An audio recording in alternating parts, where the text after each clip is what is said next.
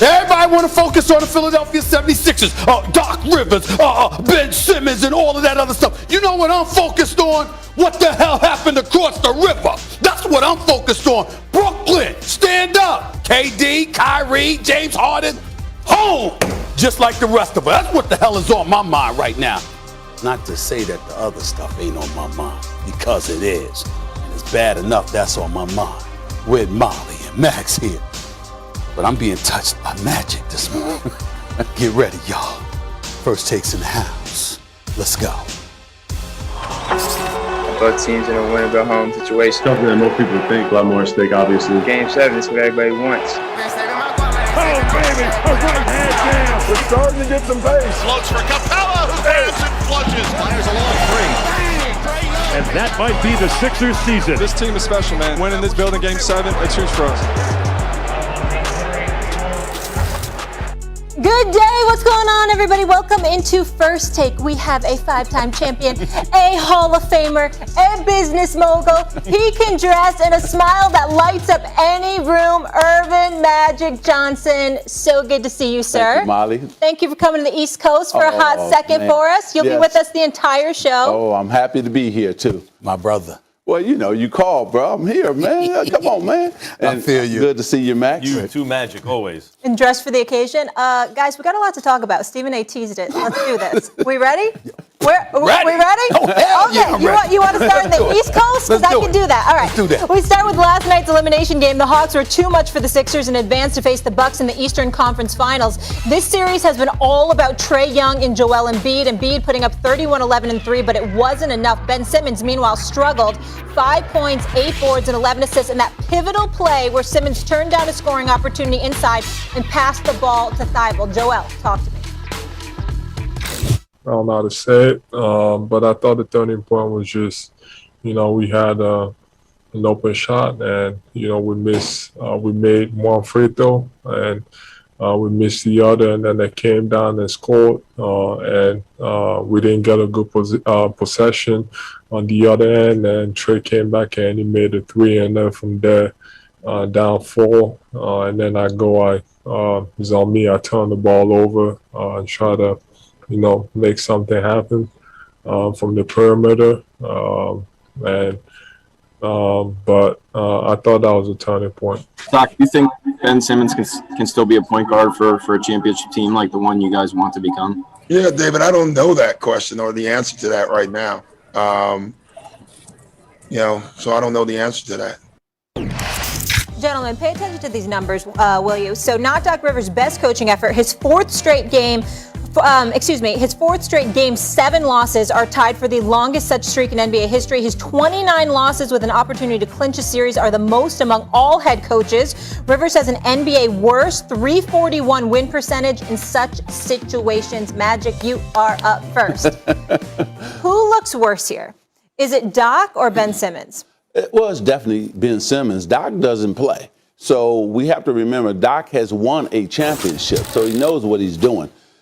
Listen, when you're the second best player on your team and we say, hey, he's a star, he's been an all-star, you got to perform like one. And Ben Simmons did not do that. He wasn't aggressive. But the Sixers lost this series in Game 5.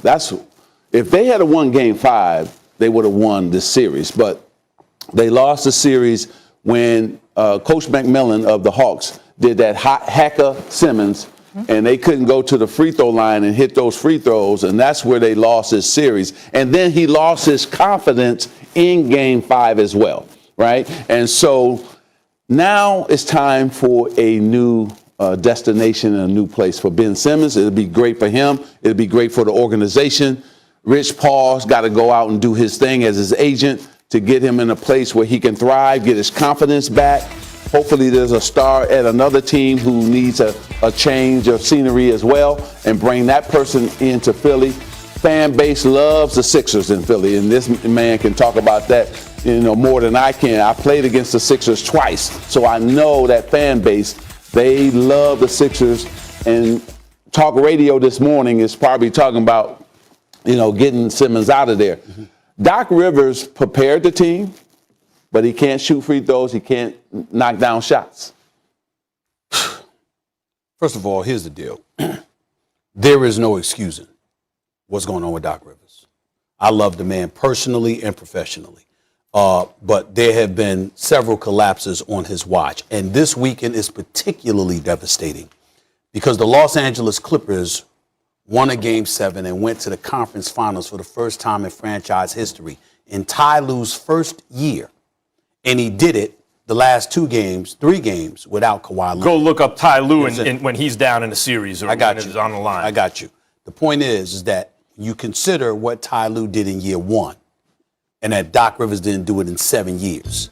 And then on the same weekend, you lose a Game 7 to an Atlanta Hawks team most people thought that you were supposed to beat. This is not a good day for Doc Rivers, number one. Yeah. But having said all of that, I roll with my man Magic Johnson. Ben Simmons has got to go. He's 24 years of age. He's a star talent. Right. And I'm not saying that Ben Simmons should be given up on because he's some scrub or anything like that. It goes to what you pointed out, Magic. I know Philly. Yeah. I worked there for 17 years. I was a columnist for my last time. Let me tell you something right now. That city ain't going to ever forgive him for what they have seen. And here's why. Not just that he missed shots. He didn't take them. Yeah. See, when you see the Greek freak in Milwaukee miss or make, he takes them. Ben Simmons is literally scared to shoot the basketball. He gave up a wide open dunk because he anticipated he was going to be fouled and didn't want to go to the free throw line. 34% shooting in the postseason. For anybody who's attempted 70 or more, it's the worst free throw percentage shooting in the history of basketball. And this is the league Wilt Chamberlain and Shaquille O'Neal played in. Right. And they shot better from the free throw line than Ben Simmons. This is very, very bad. And when you take that into consideration, and you combine that with the fact that Philadelphia being a very unforgiving town, and they don't know how to let off and lay off, and they're going to constantly berate him, and it's mental. Yeah. With him, I don't believe he can overcome that, Max. In the city of Philadelphia, you got to move him. I'm going to say it right here on national television. Try and get yourself somebody like C.J. McCollum. Bring him to Philly. Send Ben Simmons to Portland. Because with all the perimeter guys they have in Damian Lillard, it would work. That's how bad his trade value has been diminished. Now it's like, can you get C.J. McCollum for Ben Simmons? It was 4 years, $140 million. Ben Simmons cannot be fixed in Philadelphia. I agree with you. And by the way, the Philly fans get such a bad rap for riding guys. How were they with Markelle Fultz? When he was going through problems, that city supported him. Any little positive thing he could do, they're doing the same thing for Ben Simmons. The city's behind him. He just let him down. I think it's over for him. I think they've supported him. I think it's over for Ben Simmons in Philly. Can Doc be fixed in Philly? I agree with you both. Ben Simmons got to go. Can Doc be fixed in Philly? Look at what just happened. Look, you're right, Magic. He's already shown he can win a championship with a big three in a league that didn't have any other big three. They were the only one, got one. Collapsed, more playoff collapses, the stats have been going around, et cetera, et cetera. And I love Doc Rivers. I loved him as a point guard for the Knicks.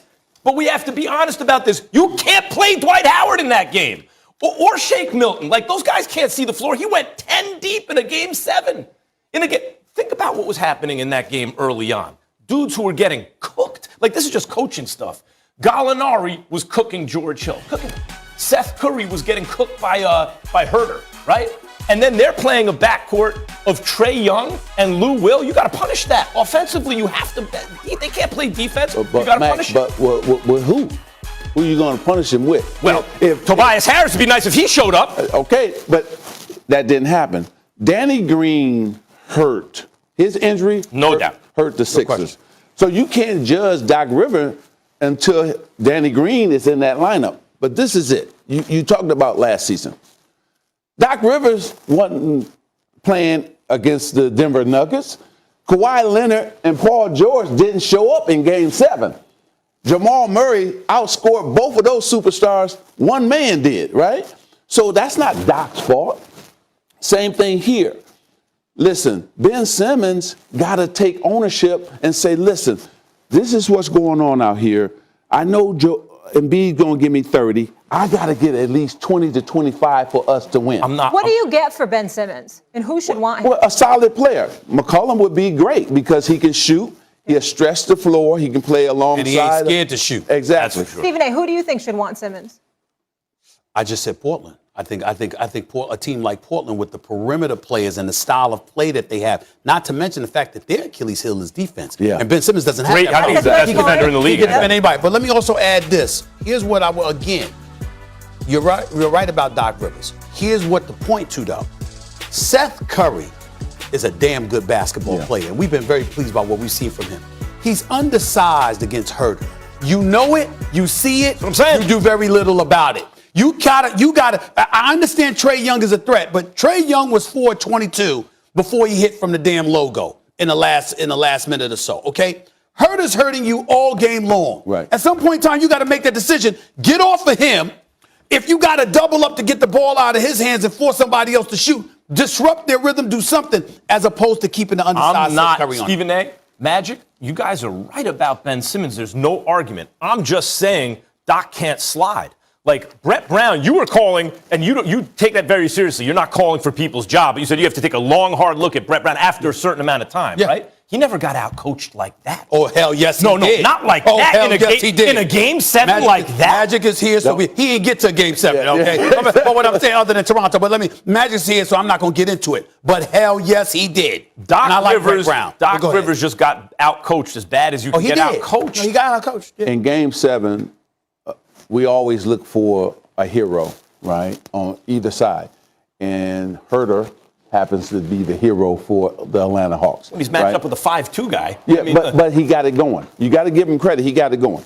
The problem, again, goes back to this. Listen, Game 5, that's where they lost it. You can't overlook Game 5. See, in a series, the most important games, you got to win. Against a young team like the Hawks, when you have your advantage and you compound them and get the victory, Game 5 is where the series was either. I have a question for you, Magic. Right. I have a question for you because the question as to where should Simmons go, to me, hinges on who can get between his ears. But there's a problem there. That's right. Who do you think is... And then just a couple of nuggets. And then we got to get a commercial break. Somebody mentioned Porzingis. I'm just getting texts literally. Somebody mentioned Porzingis. I'm not buying that because he's another one that I don't trust.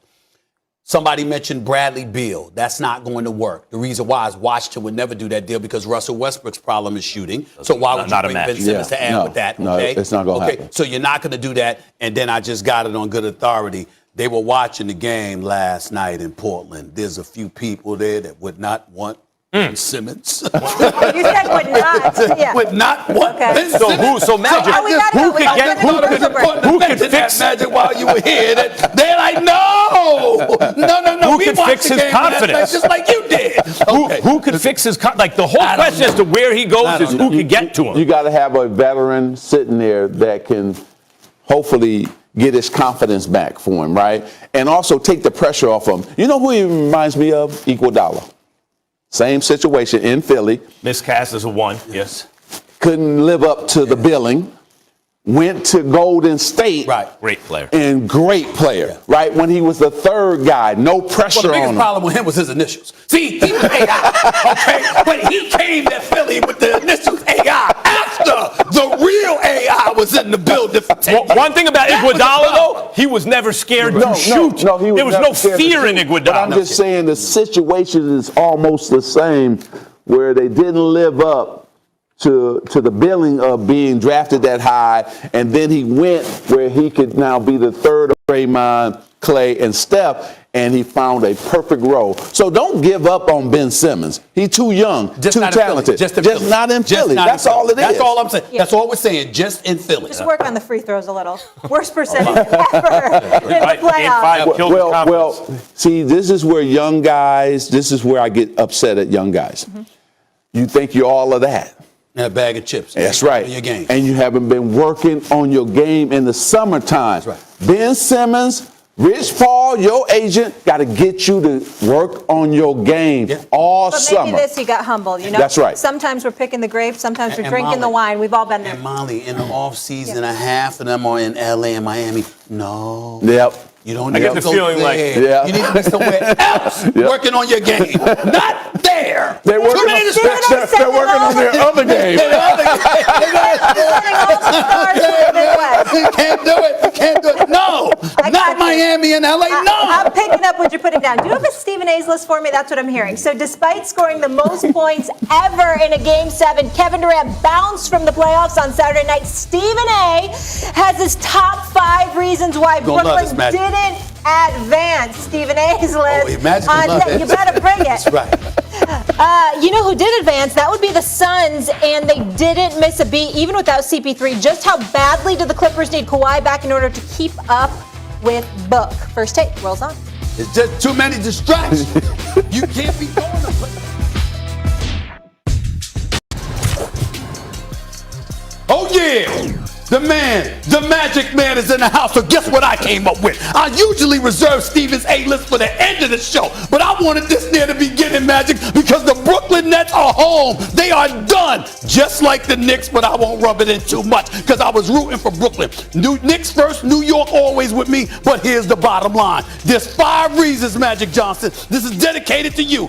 5 reasons why the Brooklyn Nets are home right now. Let's go to number 5 on the list. Give it to me right now. Giannis showed up, averaged 32 and 13, wasn't scared of the moment. It's Game 7 in Brooklyn on the road after he did his thing in Game 6. What does he do against KD? With KD putting on an absolute show. Giannis drops 40. Okay, he didn't disappear. He didn't shrink in the moment. We got to give the Greek Freak love where love is due. Let's go to number 4 on the list, please. Give it to me right now. Kyrie Irving's injury. We all know that if Kyrie Irving, that showstopper, Mr. Box Office, the nastiest handle in the game, one of the most skilled, Max Kellerman says arguably the most skilled players you ever seen. If this dude doesn't twist his ankle, excuse me, the Milwaukee Bucks are not in the conference finals. It's the Brooklyn Nets that's here if Kyrie Irving had stayed healthy, but it didn't happen. Give me number 3 on the list, please. Joe Harris. Don't get me started with this brother right here. I mean, you're supposed to be a shooter. You are supposed to be a shooter, especially when you're open. That's the key. With Kevin Durant putting on a show. James Harden with the hamstring, still playing 46 minutes one game, 39 the other. Shows up for Game 7. You got open shots, Joe Harris, and all of a sudden, you can't hit the damn river. It's right out here. You couldn't even shoot the ball into the river. That's a problem, Joe Harris. Look in the mirror this offseason. You had the jumper all year long until it counted.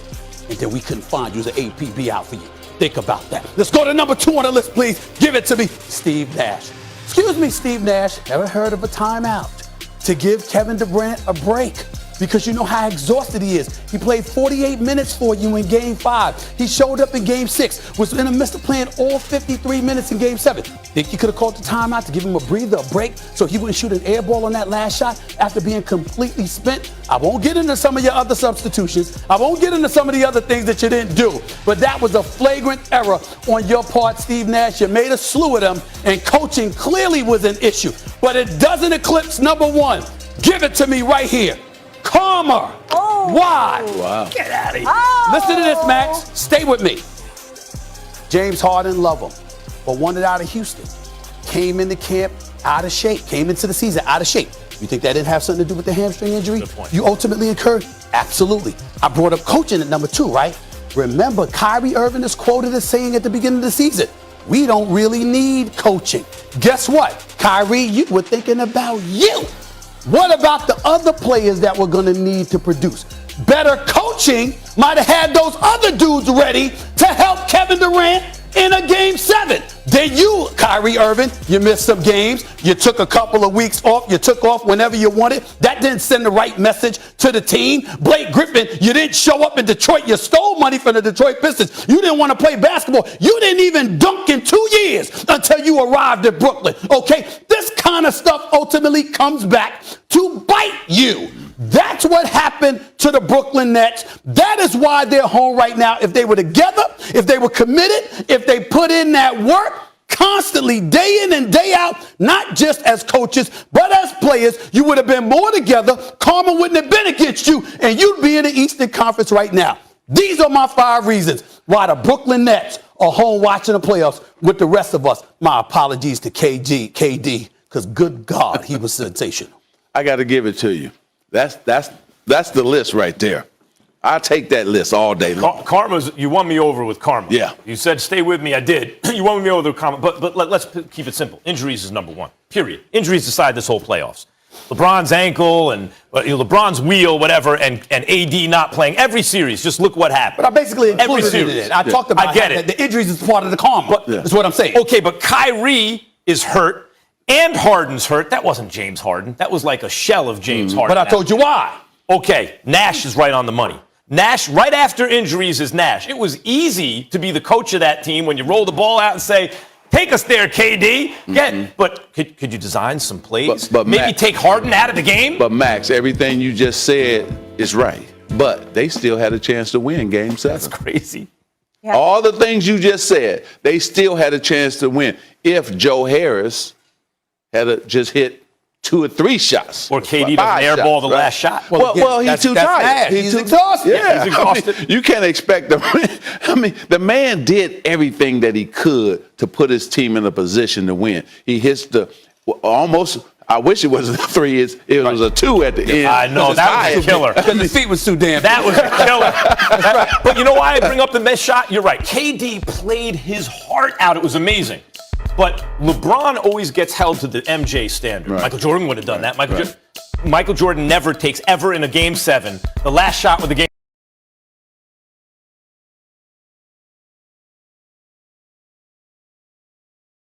on the line, airballs a shot. Just never happens. So I'm just saying KD has played himself to the point now where he has to get the same comparisons that LeBron got. I'm going to break this down. Please do. We finally found out about the Brooklyn Nets.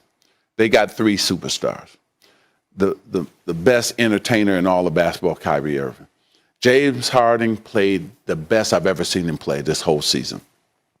And KD's on another level. The torch is almost being passed from LeBron to him as the best player on the planet. But it's going to be the role players. If he doesn't improve those players around those 3, they're not going to win it next year. Joe Harris can be a piece to bring in guys. You need guys. Just look at the Lakers. KCP, Rondo, Dwight Howard, Caruso. All those guys help the Lakers win. And you need those type of guys if you're going to win a championship. The 3 going to perform well, but you need the other guys. Listen, and I'm going to go here with you. You're not just, you're Magic. You're a champion. You know this game like the back of your hand. You also know the importance of coaching. Here's where I come to you as a star, basically the face of a franchise. It's not just that Steve Nash is the coach. It's that you picked him. Yeah. Sean Marks picks the coach you want. It don't matter what he came to you and suggested. If you said no, Steve Nash wouldn't be the coach. Right. And so I'm thinking, like, let's take a time, if we can point, because there's only one thing we could point the finger at KD about this season. One thing and one thing only. KD pretty much followed and adopted the mentality of Kyrie Irving. It's not that important. We got a crew. We gonna be all right no matter what. No, Steve Nash is gonna be. I think they're gonna win championship next year if they're healthy. But the point is this: not a scintilla of experience as a head coach on any level. And you know how tough it is to win championships. And you would have that kind of attitude. I think for a champion like Kyrie Irving and for a champion like KD, who know the game and know how important coaching is, to have that kind of mentality is inexcusable. Your thoughts? Well, I think that, both of those guys have won a championship. Right. They know what it takes to win a championship. Sometimes you look and say, hey, we're good enough. We don't need a coach, but you do need a coach. Yeah. Timeouts or adjustments. Yeah. See, the playoffs, Molly, show you who can really coach. That's when you earn your money. It's not during the regular season. It's the playoff. Who can make adjustments? Nate McMillan made adjustments. Yeah. You can go to the Phoenix Suns coach. Yeah, Monty Williams. Monty Williams made great adjustments. I can blow you away with this. Brooklyn had a chance to have Ty Lue if they wanted him. Ty Lue makes adjustments in every round. Ty Lue. Ty Lue might mess around and be the best coach in the NBA. That's right. Yeah, he might be the best coach in the NBA. If Ty Lue is coaching the Brooklyn Nets, What are we saying right now? Let me say one thing, Stephen A, to you about this Nash point. You won me over. You were on this Nash thing since the beginning, because Magic, I actually disagree about one thing. I think if the big three are healthy, they will lay waste to this league. The role players can mess up, but if the big three are healthy, because what you saw you never really got to see it. It doesn't happen like that, Max. It doesn't happen like that. Okay, I'll say this. You can't just say that because I got three of the best players in the league, we're going to automatically win. That doesn't work like that. And they don't have defensive-minded cats. Listen, those three can score against anybody. Now you bring in one or two defensive-minded guys. P.J. Tucker, what did he do for the Milwaukee Bucks? He brought a mentality that was different. He's not soft. All the other dudes before him were soft. So he said, we're not going to play soft no more. So, yes, KD scored 40-something points on him, but he made him earn every one of them. And that's what you need. Brooklyn needs mentality, a tough mentality. They got the scores, but they still got to get some defensive-minded guys. Magic, I'm not arguing with Magic Johnson. I'll just say, if you and Michael and Larry played on the same team, Molly and me could be the other two people, you guys would have won all the time. Like, they have sick talent in that big three. But where I agree with Stephen A., where I think this comes into play about Nash, is what if someone gets hurt? What if now you can't just roll the ball out there going, coach? Bounced. He was right about Steve Nash. He's right about mentality. He won me over with the karma thing. I was right about Ben karma. Simmons. The number one reason Stephen A. says the Nets are not still in these playoffs is karma. I like that. Who needs their star player back more? The Clippers with Kawhi Leonard or the Suns with their... Chris Paul sat out Game 1 of the Western Conference Finals on Sunday due to COVID-19 health safety protocols. In his absence, Devin Booker came up huge. 40 points, 13 rebounds, 11 assists, triple-double to lead the Suns to victory. Meanwhile, Kawhi Leonard hasn't played since injuring his knee in Game 4 of the Clippers series against the Jazz. Paul George has stepped up with Kawhi out, but it wasn't enough to get a win in Game 1. Magic Johnson, which team needs its star to return more, Clips or Suns? Definitely the Clippers, because I think that with home court advantage going to the Suns, you can win 4 games at home, right? And give up 3 games on the road. So I think the Clippers need Kawhi. And Kawhi probably wants to play and redeem himself, just like we're seeing Paul George stepping up because of what happened last season. So I would say Kawhi needs to be back more for this series than Chris Paul with the Phoenix Suns.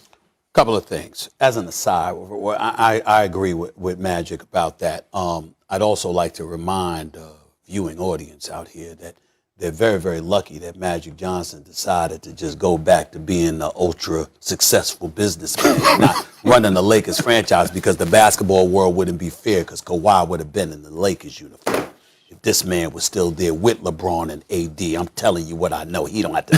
I'm telling you what I know. Now, all 3 of those guys were out. They're all 3 of them were hurt. 3 of them. Well, let me tell you something. They still had to limp their way to that. All right.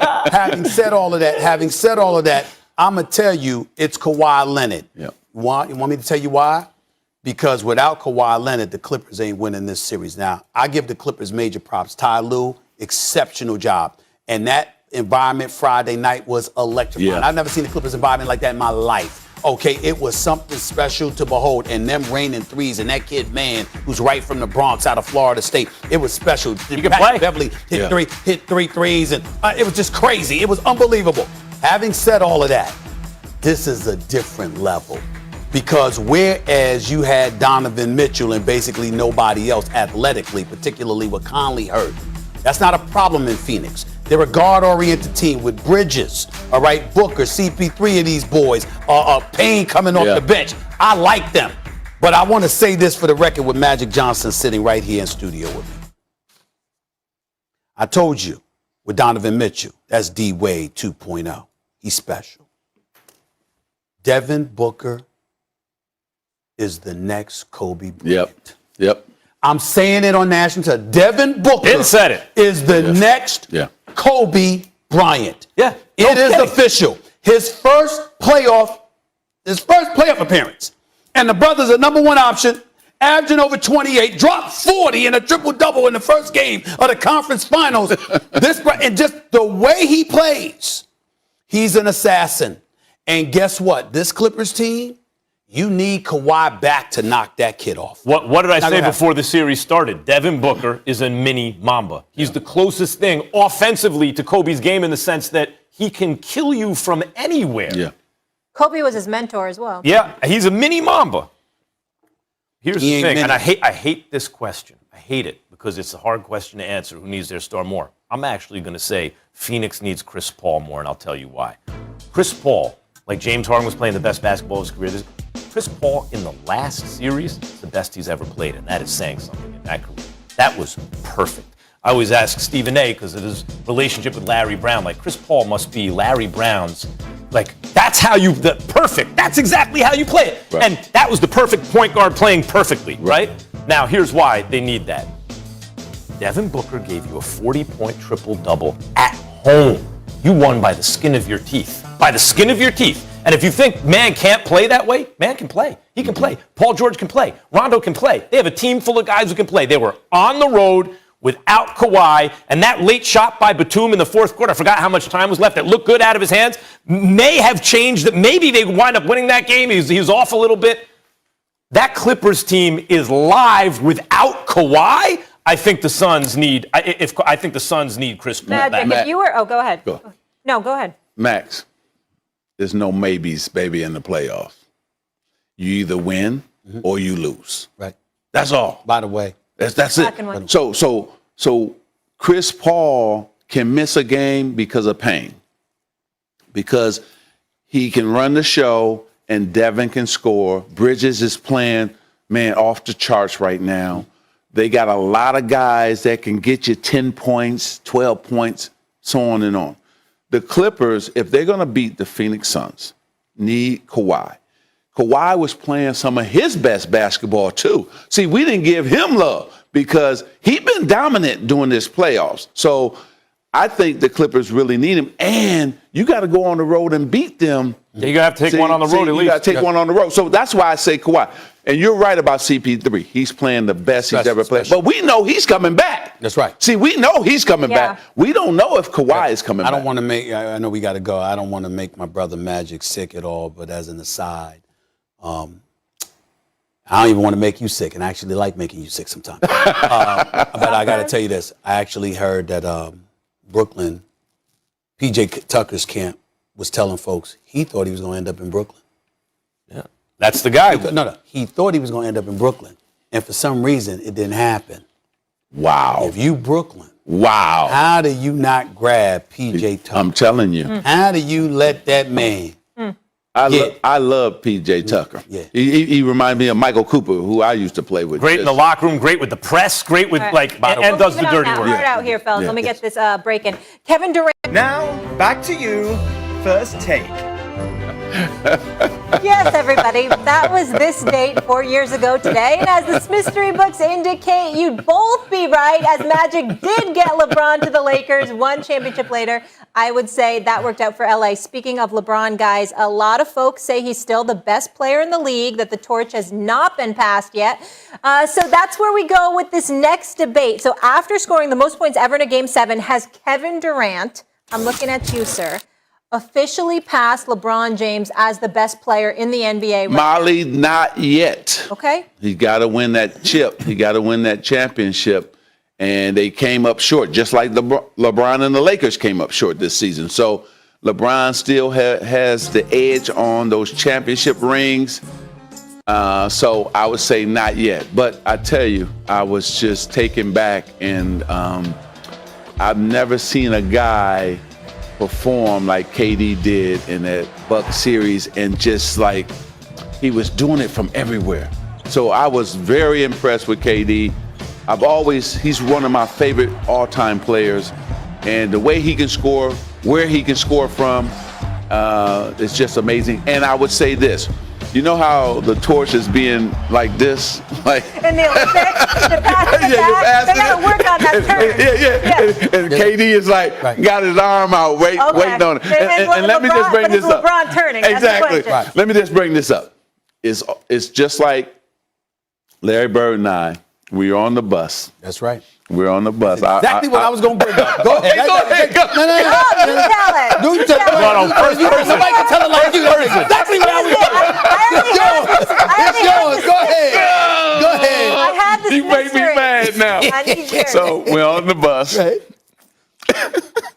And Michael Jordan looks at me, looks at Larry, and says, "There's a new sheriff in town." That's right. That's right. After practice. Yeah. That's right. And I said, "Uh-oh." Yeah, that's right. He was right. And he was right. He was right. Yes, sir. And it's KD is looking right now. Go ahead. I've said this to Max on several occasions. So it's the first year KD arrived in Golden State. Mm-hmm. Previous year they had lost in Game 7, OKC, Golden State. They beat LeBron in the finals, whatever. Actually, LeBron beat them in the finals that year. The next year, KD is going up against LeBron. And the first basket of the game, money, KD scores. And KD goes like this and spreads his arm out wide like, let's go.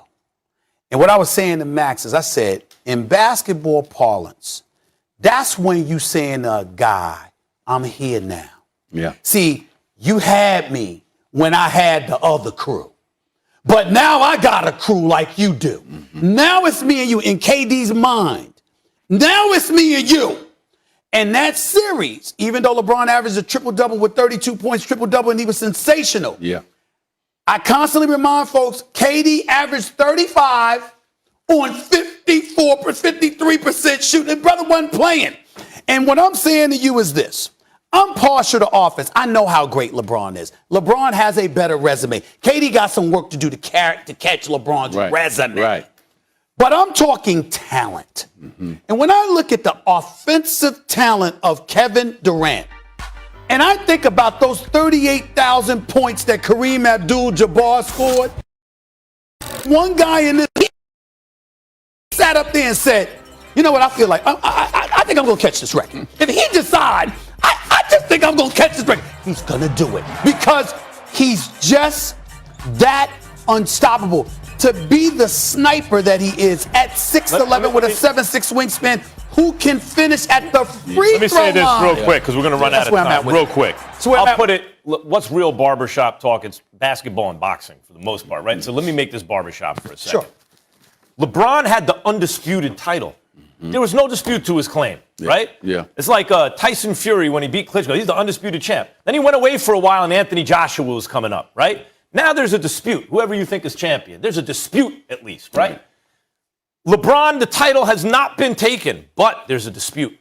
KD, the way he just played, has a legit dispute, has a legit claim that, hold on, I'm number one, and LeBron's going to have to go out and defend the title again next year. It's up for grabs. He's not the undisputed champ anymore like he was. I thought he outplayed KD in that first series with Golden State and Cleveland. I think you're right.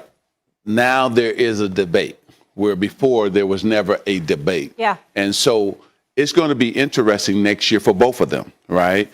Can we finally see LeBron and the Lakers against Brooklyn and the Nets? Because we thought we were going to see that this season. But what has happened this season has been great for basketball. Atlanta Hawks, new teams, new superstars. Now, Trae Young is a superstar, not a star anymore. Devin Booker is a superstar, not a star anymore. So this has been great for the league. Markets like Milwaukee, a lot of teams we didn't expect. And then let's give him love because the Greek Freak is a different player than he was the last couple playoffs. He finally understands what he has to do to be effective when they build that wall against him. And Chris Middleton, let's give him love.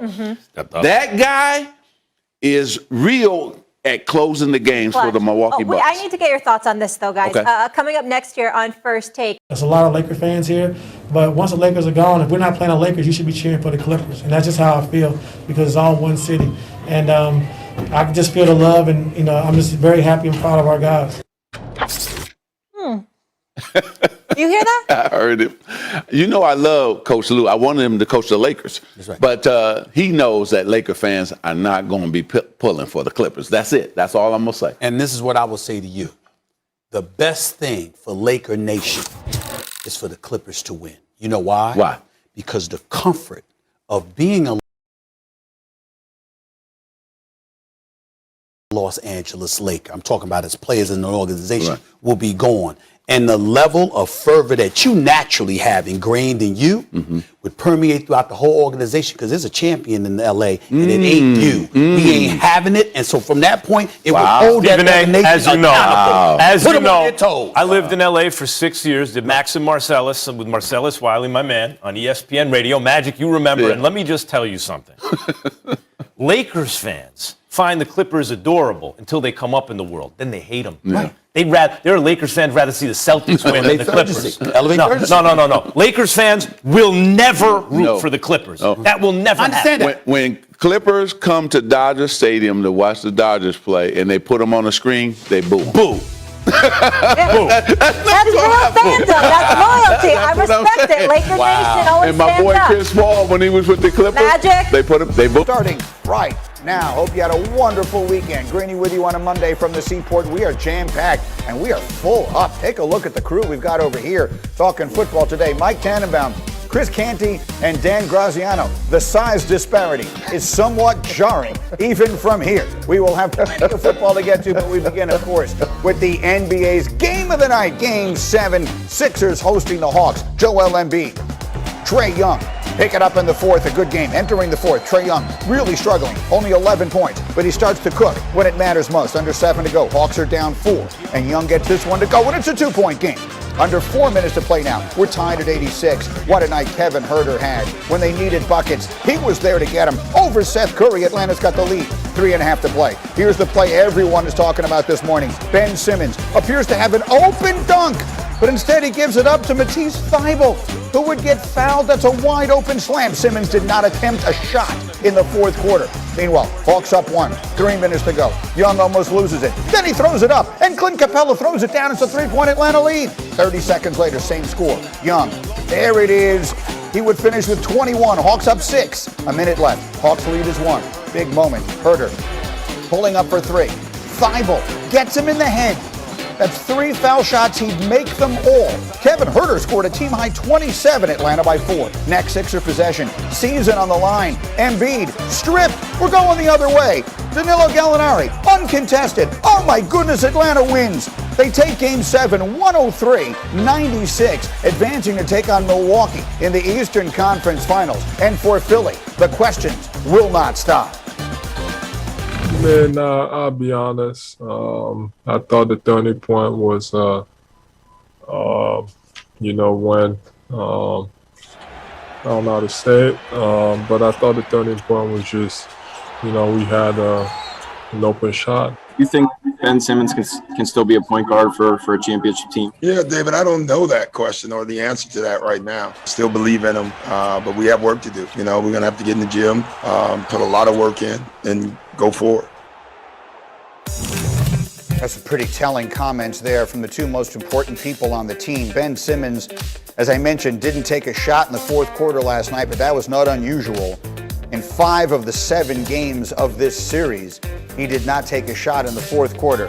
By the way, he has 4 years and $146 million left on his contract. Here's Big Perk. Here's PJ Carlesimo. Gentlemen, let's get into it. Big Perk, what is the right thing to say this morning about Ben Simmons?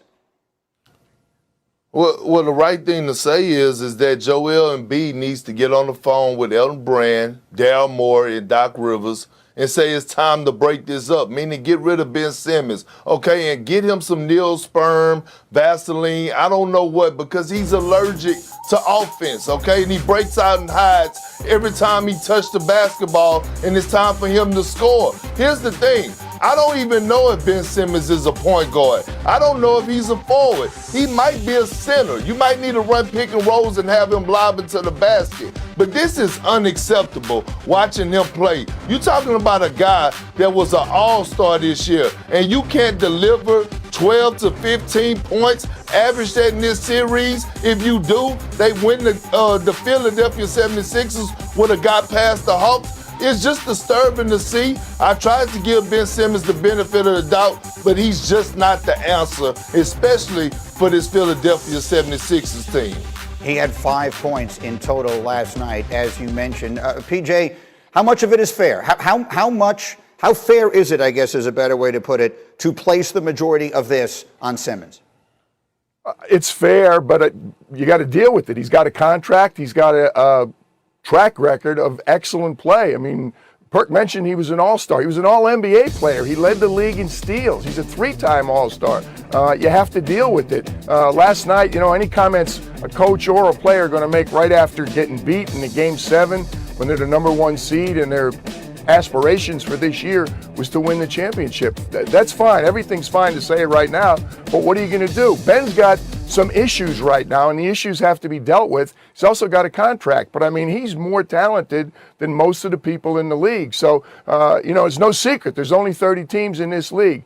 Is his value down? Yeah, his value's down, but this is the NBA. There's a number of teams that would love to deal with Ben Simmons right now and try and straighten it out.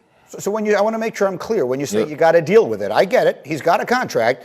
You can either trade him or you can try and deal with it. But what is it? What are you doing? No one has been able to unlock this. They bring in Doc Rivers to unlock the secret to this, and he can't do it. So what is the answer? What would you do?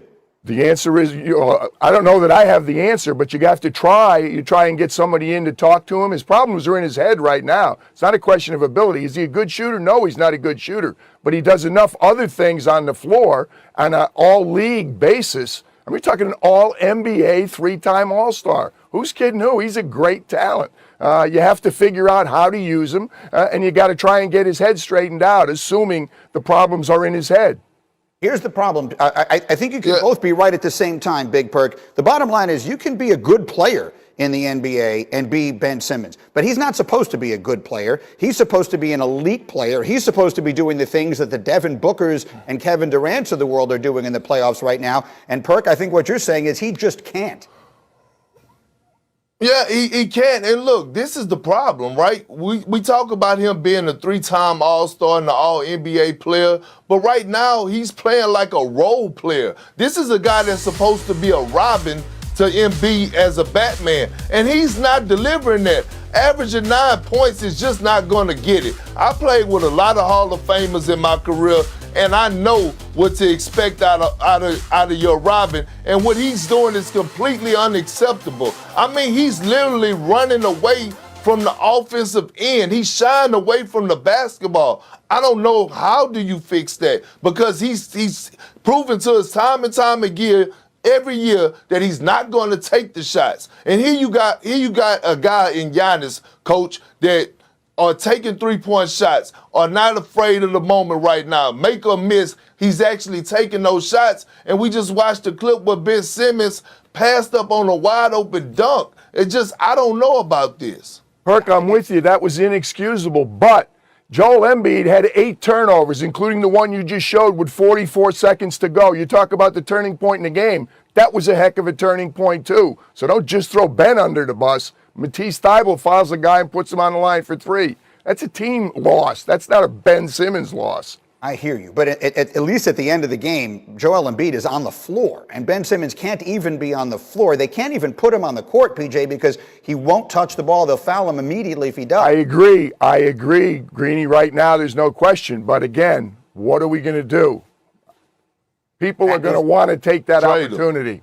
That's fine. Stay with me. Somebody else come back to this. Couple of minutes. We'll get you guys back in here. We'll continue sort of hashing this thing out because that's only the tip of the iceberg when it comes to that game and that series. And we'll talk about it with that man as well. The great Magic Johnson with us live in our studio, 9:30 Eastern this morning. Don't miss it. He'll also be on First Take immediately following us on ESPN. Game 7 last night in Philly. The Hawks bouncing the Sixers. Doc Rivers a part of the story. He's now lost 4 straight Game 7s. Tied for the longest such streak ever. He has 29 losses with a chance to clinch a playoff series, the most by a head coach in NBA history. And as I bring PJ and Perk back into the conversation, we weren't talking about Doc at the beginning. We were talking about Ben Simmons, and I wanted to pick up where we left off. Big Perk, in your opinion, this has been called the process for an awful long time, and we have been trying to figure out some way to unlock Joel Embiid and Ben Simmons together. If it was up to you, Big Perk, did that come to an end last night? Yes, Greeny, hell yeah. Nothing is processing no more, okay? It's been canceled, okay? The cancellation and it's confirmed. And here's why. Look, Joel Embiid needs a guy around him that's going to be able to get buckets and help him out. If you watched him late in the game, he was fatigued because he had to carry so much workload. He had to do so much because of the lack of ability of the production with Ben Simmons on the offensive end. He need a guy that's a certified Robin that can go get buckets. We have to remember, Joel Embiid is 7 foot, 275, 280 pounds. Yes, he's special, but he's also injury prone. He also has a lot of wear and tear on his body at an early age. So they have to get rid of Ben Simmons. I'm sitting up here saying that right now on the get up to Greeny and Coach PJ, they need to trade Ben Simmons. I think a lot of people feel that way. He's not Batman, he's not Robin, he's sort of the Riddler in this regard because it's a riddle that no one has been able to solve. So PJ, we mentioned at the beginning, he has 4 years and $146 million left on his contract. So how would you see that? If the Sixers do, look, we just lost Pig Perk. PJ, if the Sixers do decide that's something they want to seriously explore, how does that look? What then happens? Well, I mean, there's no secret. Everybody's watching what's going on. They'll be able to trade him. What kind of value they're going to get back, I don't know. Clearly, it's Doc, it's Daryl Morey. Probably more important, exactly what Perk is alluding to. It's what their teammates feel right now. If those guys feel there's no way this is going to happen, then they have to trade him. That's not a desirable situation if you're a GM when the whole league knows you have to get rid of a guy with that kind of contract. Okay, so let's leave that one there for the moment. I want to move back to something that it now feels like it was a very long time ago, but the classic that we saw on Saturday night, Nets and Bucks, a Game 7 that goes to overtime. And we will have plenty of time to talk about Milwaukee as they go forward. They will open against Atlanta. Game 1 in the East is Wednesday night. But Big Perk, what did Kevin Durant show you in Games 5 and 7 of that series? As you watch those performances, what do you want to say about KD today? Well, Greeny, it just stamped what you and I were always saying, that he's the greatest scorer of all time, okay? But now he's taking the throne, and he's the best player of all time. The best thing that happened for Kevin Durant, and I'm not saying it in a negative way, was the injuries to Kyrie Irving and James Harden, because we were able to see him do other things on the court. We were able to see him run the point forward position, get others involved, rebound at a high level, watch him lock in defensively. And boy, it's a joy to watch him play on the offensive end. He's such a magician how he's able to score the ball. So right now, looking at Kevin Durant and what he did against the Milwaukee Bucks, although they lost, he is the best player in the world to date, hands down. I think that's right. And you know, PJ, it's interesting for a guy who was a two-time NBA champion and a league MVP and obviously has been highly regarded. It is remarkable that I think his legacy, that it was a legacy transforming week for him in a positive way in a series that he loses. I think there was something missing from KD as far as a lot of people's perception of him, and I think he proved it even in defeat this past week. What do you think? I think maybe they didn't realize. I mean, I was lucky enough to get to coach he and Jeff Green when they were rookies. He is the best player in the league. He's also 4 years younger than LeBron. LeBron's the only one you can compare with him, and he's 4 years younger than LeBron. I mean, he's incredible. He played 48 minutes in Game 5, which was ridiculous. That game, he played 53 in Game 7. I mean, it's absurd, and Perk makes a great point.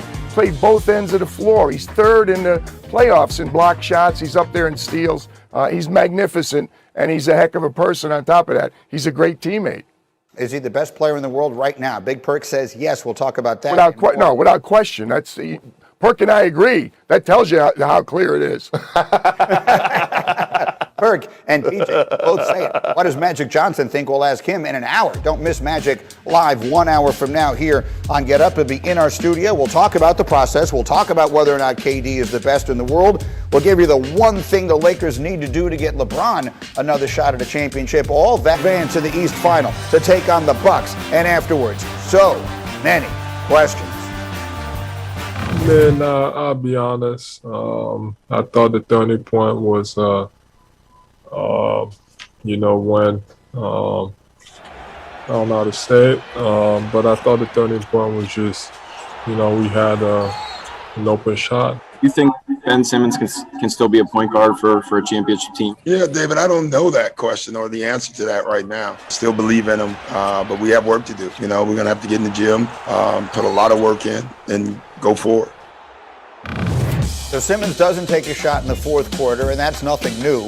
He didn't take a shot in the fourth quarter in 5 of the 7 games of this series, including the last 4. And let's pick the conversation up. Again, Magic's going to join us later in the hour. Big Perk's been with us so much of this morning, and Zach Lowe jumps in here as well. And I want, before Zach, I get all your thoughts on the possibilities of trades. Big Perk, I've been so focused on what Doc said all morning that really listening again to what Embiid just said, I mean, that is remarkable for Joel Embiid after the game to say the turning point is when we pass up an open shot. What does that say to you, Big Perk? Well, Embiid says that after the game.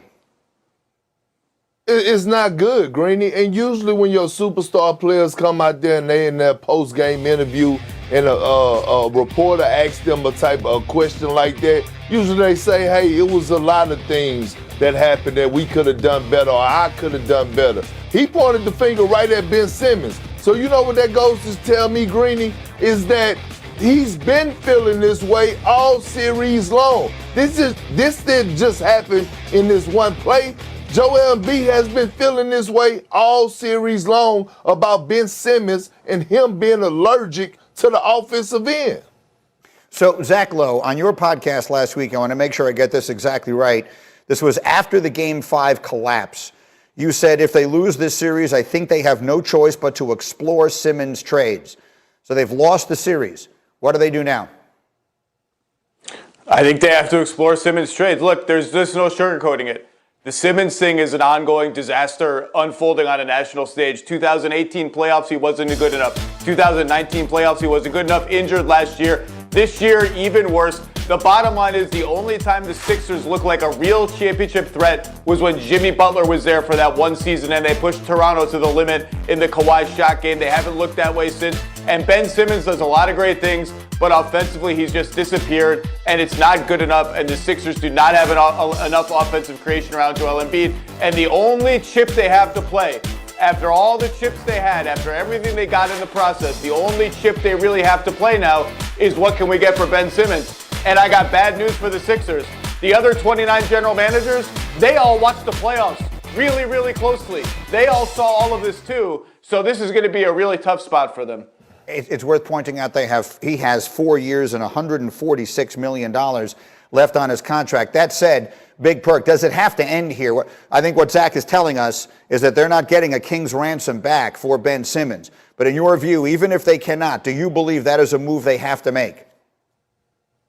Well, Grady, you know I'm about to hit you with one of my classic lines, the one I said it before. This situation in Philadelphia is dead bird, tall grass. It's over. You got to get Ben Simmons out of there. Listening to Joel Embiid, listening to Doc Rivers. It's over with. And Greeny, can I have a little segment on here real quick about I told you so to Zach Lowe? Bring him back up on the screen. I need to see him when I'm talking to him because I told him about a lot of things that was going to happen throughout the course of this series. I told him that the Hawks was going to win. I told him that the Bucks was going to win. I told him that Rick Carlisle was not going to be the coach of the Dallas Mavericks. I was just waiting on the moment to get Zach Lowe on national television to sit up here and tell you, I told you so. There you go, Zach. Hold on. Did you tell me that James Harden was going to pull his hamstring 17 seconds into the series and that Kyrie Irving was going to land on Giannis's foot? And the Bucks barely won anyway? They barely won anyway? Come on, Perk. You know, it don't matter, Zach. I said Bucks in 7, and what happened? Bucks in 7. He did have it, Perk. I'm tracking every Perk prediction from now on. I'm going to hit you when you're wrong. You carry the hell on this morning, Perk. Okay, fair enough. Zach, let me come back to you. I like it. Listen, there's nothing I love more than rubbing people's face in it. But once we've said that, Zach, let me come back to you here because this was supposed to be it for Philly. The Nets, to your point, got knocked out on the other side of the draw. They're playing an Atlanta team that, for the remarkable run they had in the second half of the season, they're not reminding anybody of the '86 Celtics. So what do we say of Philadelphia here? I mean, is this officially the end of the process? The process has been over. The process was gathering the assets. They got all the assets. Some hit, some missed. This is the team. And the process has been over for a long time. They're the number one seed. The most valuable seed in the NBA this year was the number one seed in the East, the way the brackets broke. I said before the playoffs, it's a catastrophe if the Sixers don't reach the conference finals. This is a catastrophe for them. Yes, Joel Embiid gutted it out on a bad knee and all that, but they should have beat the Hawks. They should be in the conference finals. That's no disrespect to the Hawks, who have been awesome, but you're the number one seed. You have home court advantage. You can't win more than one home game in this series. Come on, this is a horrible result, but the process has been over. This isn't about the process anymore. This is about this team falling short again. I guess that's fair. Well, so let's give you your first shot. Atlanta does go on, so we will be tracking these predictions. Big Perk, who's going to win the East Final now? It's going to be Atlanta and Milwaukee beginning Wednesday. Zach Lowe is listening closely. He's going to write this thing down in pen. Who's going to win it, Big Perk? That's fine, and I'm going with the Bucks in 5. The Hawks might get swept. And there's no disrespect to Trae Young. I'm a fan of his and Nate McMillan. But the Bucks, look, Greeny, once they got past Kevin Durant and what he did, his historical performances, nothing is standing in the way of the Milwaukee Bucks. They're not afraid of anything. They got enough firepower. They're going to get past the Atlanta Hawks in 5, and they might sweep them. All right, the Bucks don't stop here, says Big Perk. We'll keep a close eye on that. Gentlemen, thank you both. Again, so much more basketball coming up in this hour with so much drama in the NBA playoffs, and literally no one better on planet Earth to talk about it with than this man. The great Magic Johnson is in our studio. He was on KJZ earlier. He'll be on First Take later, and we are delighted to have you here. It is great to see you. Thank you, Magic. And great to see you again, too. And tell your son congratulations. Going to Northwestern, a Big Ten school. We play you the first. That's right. We'll talk about that. But thank you. That's very nice of you to say. But let's get right to it last night. So much of the conversation this morning has focused on Ben Simmons, his lack of willingness in that one moment to take the shot. And again, in the last 4 games of this series, he did not attempt a single shot in the fourth quarter. What do you see in him right now? He's just not aggressive, don't want to be aggressive on the offensive end when he needed to be aggressive to help the Sixers win. He needs a new start, a fresh start. So it's time to trade him, and it'll be good for the Sixers as well as good for Ben and his confidence. He needs to get with a veteran so that they can, probably bring that confidence back and make him understand that if you're aggressive, it makes the team better. And then you got to work on your shot. What Atlanta Hawks did, Coach McMillan did a wonderful job of saying, okay, Game 5 is where the Sixers lost this series. It's not last night. It was Game 5. They were up 20-something points. They should have won that game, didn't close them out. But Coach McMillan started to hacker Simmons, and he didn't shoot the free throws well, and that carried over to Game 6 and Game 7. And now with the fan base being a great fan base in Philadelphia, you already know. All the talk now centers around him. You see Embiid say what he said, and I think it's time for Rich Paul, who is his agent, got to now get him out of Philadelphia. It'll be good for both parties. What Embiid said, for those of you who weren't with us earlier, was basically he thought the game turned in that one moment when Simmons passes up the shot. So many different places I can take this with you, because you are, among other things, a former executive. So you know about the wheeling and the dealing. He's got 4 years and $146 million left on his contract, and the whole league just saw what we just saw. Right. So what can they get for him? Are they getting a great player in return for him? Well, they messed up and didn't get James Harden. That's, he was supposed to be the centerpiece, right? That's what the Rockets wanted, and they didn't make the move and didn't make the trade. But now they can still get a good player because he's a good defender, great defender, I shouldn't say that.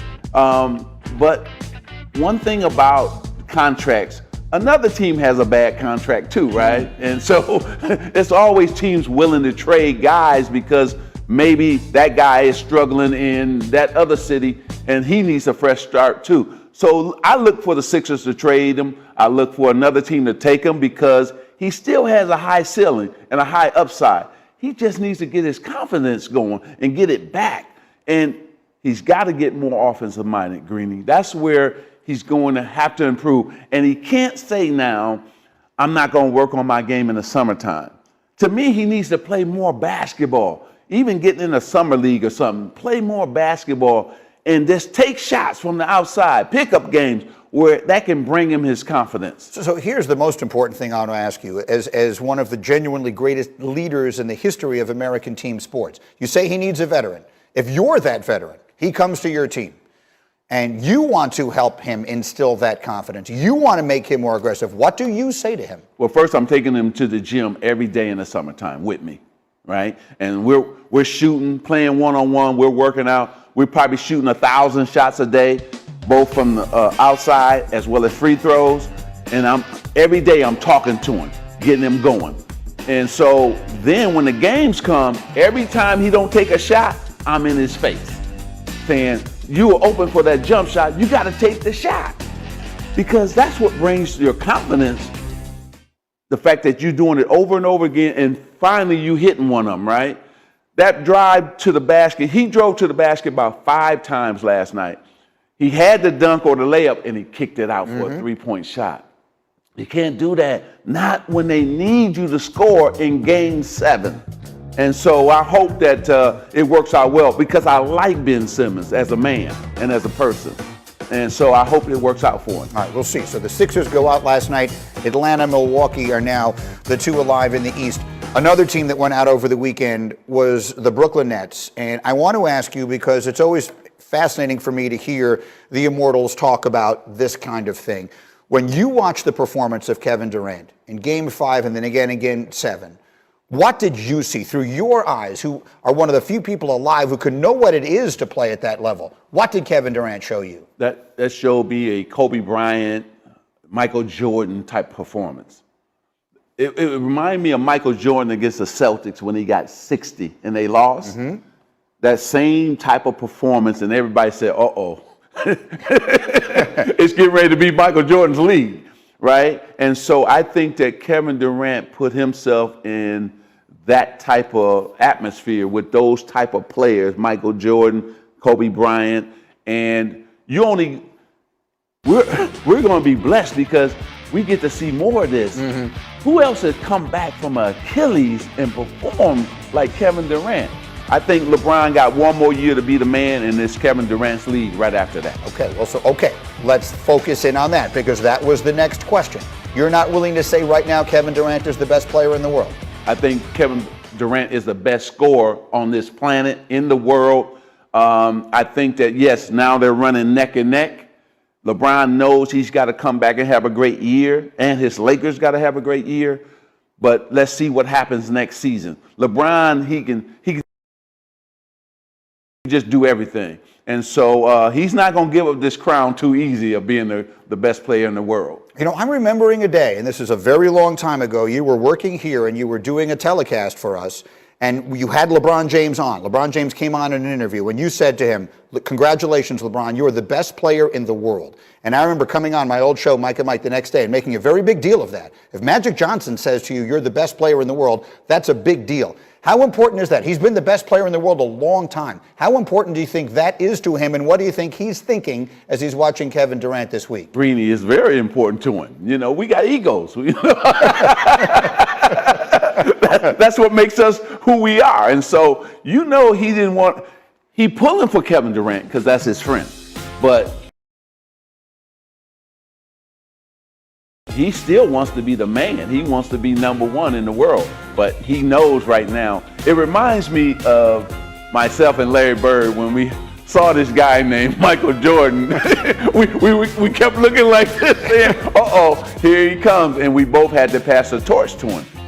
Right now, LeBron James almost is passing the torch to Kevin Durant. I want to talk about LeBron a little more in a couple of minutes, but let's focus in now on Durant's team. Clearly, the overwhelming factor in that series, the injury to Harden and then the injury to Kyrie. If those 3 guys are healthy, do they win the championship this year? I think they win it, but we don't know that for a fact, right? But I feel that they are so dynamic, and there's nobody in basketball like all 3 of them. Probably the best entertainer in all of basketball is Kyrie Irving. The most dominant scorer is Kevin Durant. And then we saw the best James Harden we've ever seen. The way he played this season was unbelievable. And now they all have to come together. But Greeny, I would say this. I think they got to get a better supporting cast for them to win the championship. And I think Joe Harris, they should use him as a trade piece to bring in somebody. They need guys who can play both ends of the court and guys who can actually give them extra possessions.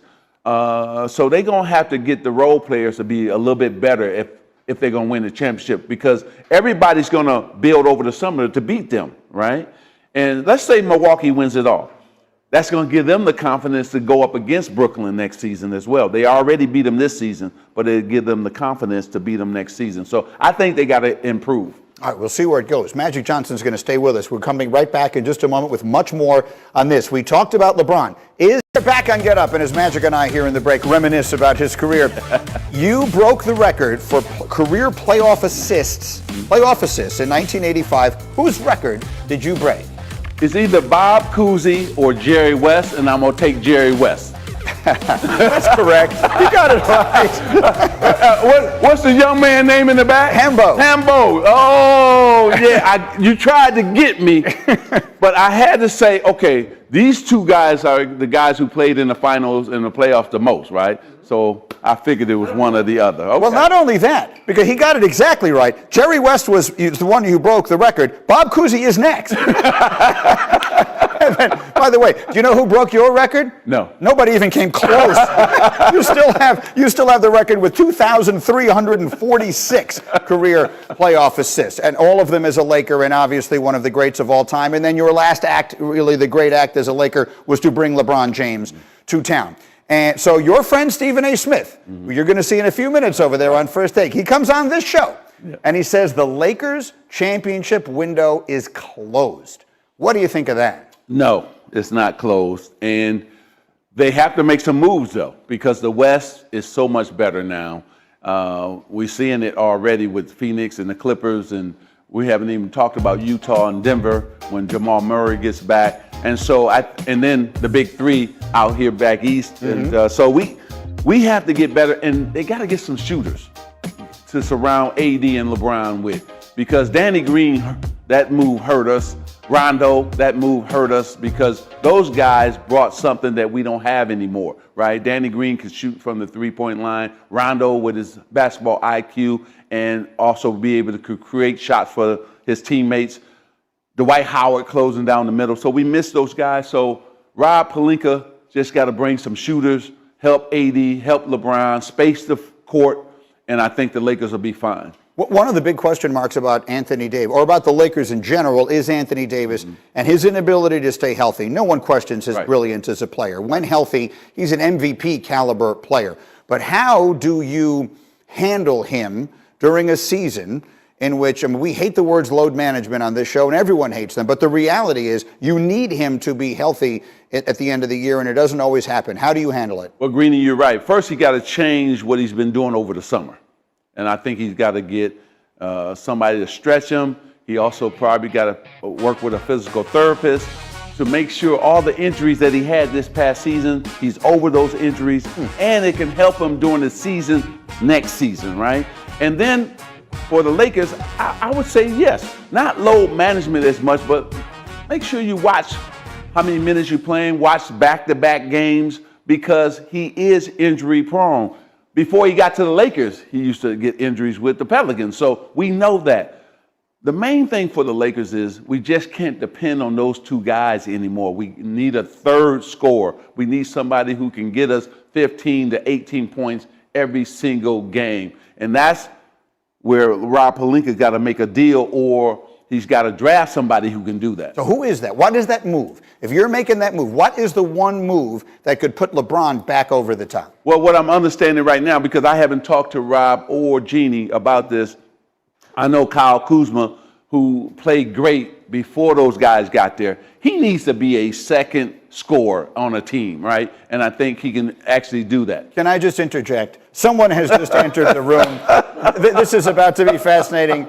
The great Stephen A. Smith has just made his way. Look at him strolling too. Stephen A. is here. He doesn't have a microphone on, I'm being told. But you know what? With Steve, you can hear him anyway. So it doesn't. I lean on Magic. I lean on That's Magic. right, that's right. I lean on Magic. So I told him, you said the Lakers championship window is closed. He doesn't believe it.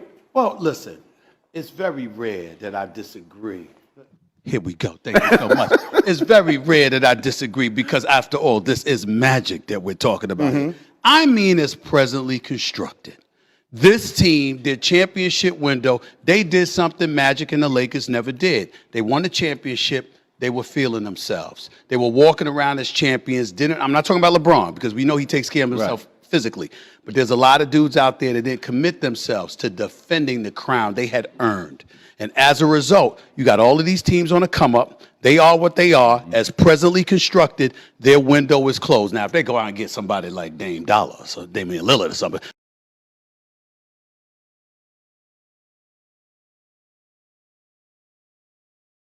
that would be different. Is that on the list of options? I don't think so. I think it'd be nice, but I don't know if they could do it. Yeah, What do you think? I think it's tough to pull off that trade because you need assets to do that. I think there's players out there that can help the Lakers. Rob's just got to find out who that guy is. But Laker fans, we gave them a pass, right? We said, hey, they won the championship last year. We gave them a pass this season. But after that, no passes. They got to come through. They got to play well. But he was right. Sometimes when you win a championship, you don't work as hard over the summer. You don't look to improve. You don't look to get better. And I think that happened to the Lakers. But I think losing in the first round, losing to the Suns the way they did, they're going to come back and be ready. Especially in cities like LA, there are very many distractions. And so as a result of that, you have to maintain focus. And it's easy to be distracted, and that happens. That's what we're talking about. Yeah. So Stephen A. is just getting warmed up because they're going across the hall to do First Take in a minute. But let me ask you the question, because Magic Johnson is not willing to say that right now Kevin Durant is the best player in the world. He says that is still LeBron's crown to hang on to. I don't want to misquote you, right? That's what you just said. Right. Who's the best player in the world? I think it's KD. I think Kevin Durant. But here's what I will say. Magic Johnson, and it's not just because of his resume, the style of player that he was in terms of literally predicating his success, not just on what he was capable of doing, but what he peeled from people around him. That's why Magic would say that about LeBron. Makes perfect sense. I'm a scorer. I'm about putting the ball in the hole, okay? And when I look at KD, who averaged the same amount of points as LeBron throughout his career, 27 points per game, all right, around the same rebounds, considering the shooting percentage from the perimeter, LeBron is a career 73% free throw shooter. Over the last 3 years, he has shot less than 70% from the free throw line. Kevin Durant is 85 plus. The brother is a marksman extraordinaire. And when I look at it from that perspective, I just think offensively there are levels to this, and LeBron ain't on that level. It's no knock against LeBron. It speaks to the level of eliteness that Kevin Durant has. He's one player that could possibly catch Kareem. But I said that, though, right? Yeah, nobody's going to be Kevin Durant at that scoring.